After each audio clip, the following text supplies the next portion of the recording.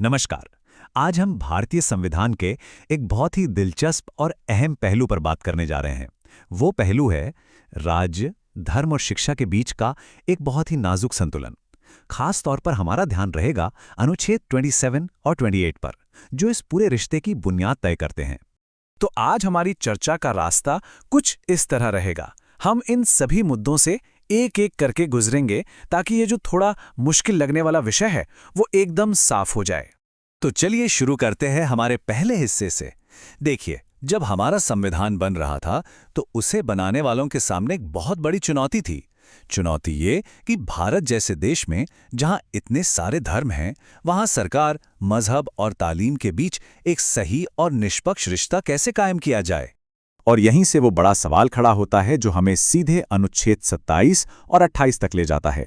सवाल ये है कि क्या सरकार आम लोगों से टैक्स में मिले पैसे का इस्तेमाल किसी एक खास धर्म को बढ़ावा देने के लिए कर सकती है? क्या सरकारी स्कूलों में किसी धर्म की शिक्षा दी जा सकती है? इन्हीं मुश्किल सवालों के जवाब हमारे संविधान में मौजूद हैं। अच्छा, इससे पहले कि हम सीधे कानून की भाषा में उतरें, चलिए 3 बुनियादी कॉन्सेप्ट्स को समझ लेते हैं। ये हमारी पूरी बातचीत की नींव है। इन्हें समझे बिना आगे बढ़ना मुश्किल होगा। तो पहली चीज है धार्मिक प्रचार कर। अब ये क्या है? अनुच्छेद 27 बिल्कुल साफ कहता है कि सरकार कोई ऐसा टैक्स नहीं लगा सकती जिसका पैसा सिर्फ और सिर्फ किसी एक धर्म के प्रचार या उसकी देखरेख पे खर्च हो। मतलब जनता का पैसा किसी एक धर्म को खास बनाने के लिए इस्तेमाल नहीं हो सकता।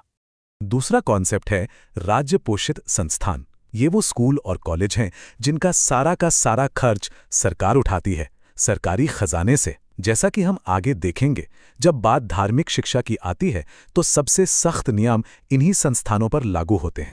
और हमारी तीसरी और बहुत ही जरूरी अवधारणा है सहमति। अनुच्छेद 28 इस बात पर बहुत जोर देता है कि किसी भी स्टूडेंट को उसकी मर्जी के खिलाफ किसी भी धार्मिक प्रार्थना या क्लास में बैठने के लिए मजबूर नहीं किया जा सकता। ये किसी व्यक्ति की आज़ादी के सिद्धांत को मजबूती देता है। तो अब जब हम इन बुनियादी शब्दों का मतलब समझ चुके हैं, तो चलिए अब सीधे संविधान के मूल टेक्स्ट को देखते हैं और ये समझते हैं कि ये अनुच्छेद असल में कहते क्या हैं। आपकी स्क्रीन पर इस वक्त संविधान के अनुच्छेद 27 और 28 का मूल पाठ है। यही वो बुनियाद है जिस पर हमारी सारी चर्चा टिकी है। आइए अब इसे और आसान भाषा में समझते हैं। अनुच्छेद 27 का निचोड़ बहुत ही सीधा और साफ है। ये कहता है कि किसी भी इंसान को ऐसा कोई टैक्स देने पर मजबूर नहीं किया जाएगा जिसका पैसा सीधे तौर पर किसी एक धर्म के प्रचार या रखरखाव पर खर्च हो रहा हो। लेकिन इसमें एक बहुत बारीक बात छिपी है। ये अनुच्छेद सरकार को सभी धर्मों या धार्मिक संस्थाओं की बराबरी से मदद करने से नहीं रोकता है। ये सिर्फ इस बात पर रोक लगाता है कि टैक्स का पैसा किसी एक धर्म को खास तवज्जो देने के लिए इस्तेमाल न हो। ये राज्य की वित्तीय निष्पक्षता को पक्का करता है।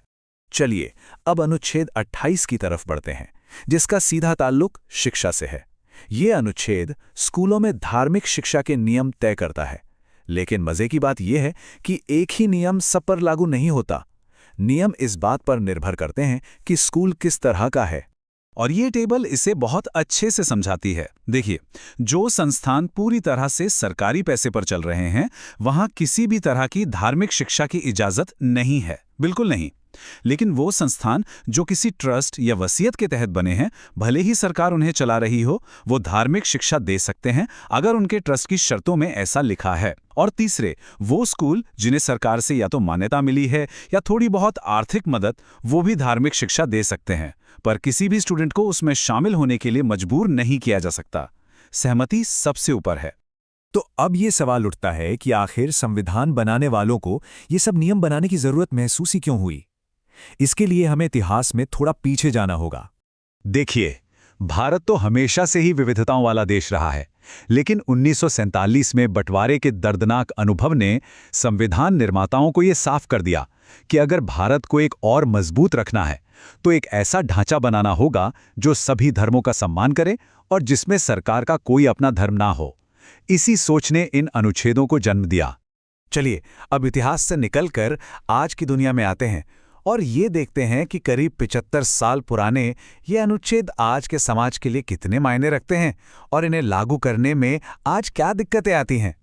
देखिए, कागज पर तो ये अनुच्छेद बिल्कुल साफ लगते हैं, लेकिन असल जिंदगी में ये बहसें अक्सर उठती हैं कि सरकार का किसी त्योहार के लिए इंतजाम करना मदद है या प्रचार, या किसी स्कूल में पढ़ाया जाने वाला कोई पाठ धार्मिक शिक्षा है या फिर सांस्कृतिक जानकारी। ये वो पेचीदा सवाल है जिनसे हमारा समाज आज भी निपट रहा है।